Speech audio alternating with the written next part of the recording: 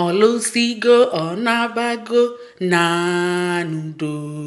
Ọlụsigo ọ nabago na n'udo. Ezigbo dadi anyị hụrụ n'anya. Olee ebe anyị ga-esi hụ ya na n'udo. Ọlụsigo ọ nabago na n'udo. Ezigbo dadi anyị hụrụ n'anya. Olee ebe anyị ga-esi hụ ya na n'udo. Ọnwụ ọnwụ ọ gịnị ka anyị mere ọnwụ. Ọnwụ ọnwụ ọ gịnị ka anyị mere ọnwụ. Ikolobịa ọnwụ, agbọghọbịa ọnwụ, ụmụazị ọnwụ ọ gịnị ka anyị mere ọnwụ. Daalụ ndị Igbo anyị abịa. Eji m ohere a wee na-ekene ndị niile titela anyị mkpu ọṅụ, ndị niile titela anyị mkpu akwa, ndị kpọọ n'ekwentị maka nna m nke nwụrụ anwụ.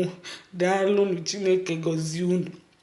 Nna m anwụrụgo. Ana m asị ka m gbasa ozi a ka ụwa mara na nna m anwụgo anwụ, maka na ihe o kwuru, o si ọnwụ anyị mee ka ụwa mara na ọ nwụrụ anwụ. Ya ka anyị na-eme, ihe o kwuru ka anyị na-eme.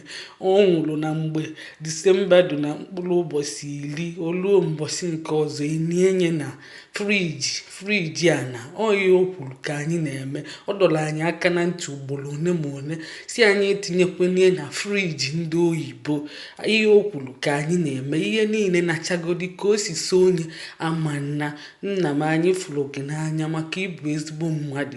Ị na-akwụba aka gị ọtọ, ị na-agba mbọ na-asọpụrụ ndị mmadụ, ị na-enyere ndị mmadụ aka, ịlụrụ ọrụ gị, ịbụ onye eziokwu. Ịzụrụ anyị si ka anyị sokwelu nzọụkwụ gị na-aga. Ihe ọbụla bụ eziokwu anyị kwuo onye, ihe ọbụla bụ ezigbo ihe anyị mee nye. Isi anyị na-anọkọkwa ọnụ, anyị na-ekpekọ ekpere ọnụ, isikwa anyị na-agbakwa ọgụ nwanne, isiri anyị na-alụkọ ọrụ ọnụ na-eme ka ụmụ nwanne.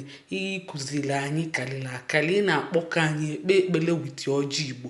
Ị na-asịkwa anyị ga-akacha gị nna m na n'udo. Onye pụta ụwa ya jisi ike meelu nna ya ihe ya na nne ya maka nke ime na nke kachacha nke ọnwụ abụghị ihe ọbụla. Anyị mekwere gị, anyị mere gị bedde sọpraịz, anyị kwụrụ ụgwọ ọnwụ. Ọ bụrụ enweka ego mana ihe ọbụla